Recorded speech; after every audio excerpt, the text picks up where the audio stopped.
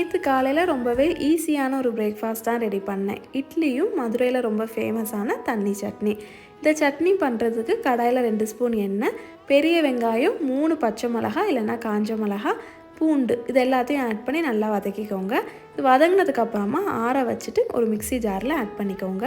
இது கூடவே உடச்ச கடலை ஆட் பண்ணிவிட்டு தேவையான அளவு உப்பு, தண்ணி ஆட் பண்ணிவிட்டு நல்லா அரைச்சி எடுத்துக்கோங்க. கடைசியாக தாளித்து ஊற்றிட்டோம்னா தண்ணி சட்னி ரெடி ஆயிரும்.